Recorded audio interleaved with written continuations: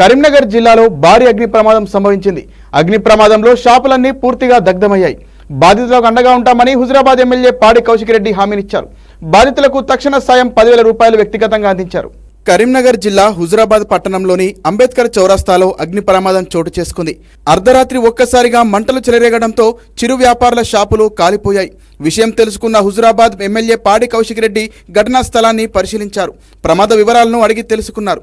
అనంతరం బాధితులను పరామర్శించి వారికి అండగా ఉంటానని భరోసానిచ్చారు. ఈ సందర్భంగా ఆయన మాట్లాడుతూ బీఆర్ఎస్ తరపున సంఘీభావం ప్రకటించారు. బాధితులు ఎవరూ అధైర్యపడొద్దని, సమస్యను ప్రభుత్వం దృష్టికి తీసుకెళ్లి పూర్తి స్థాయిలో ఆదుకుంటామన్నారు. అగ్ని ప్రమాదంలో కాలిపోయిన ఆస్తి విలువను అంచనా వేయాల్సిందిగా అధికారులను ఆదేశించారు. సాధ్యమైనంత త్వరగా చిరు వ్యాపారుల సమస్యను పరిష్కరిస్తానని హామీ ఇచ్చారు.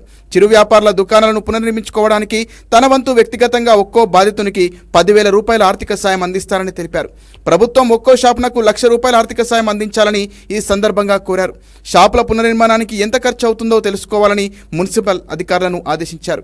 ఘటనకు సంబంధించి షార్ట్ సర్క్యూట్ జరిగిందా లేక ఇంకెవరైనా కావాలనే చేశారా తెలుసుకోవాలని పోలీసు అధికారులకు విజ్ఞప్తి చేశారు ఎమ్మెల్యే.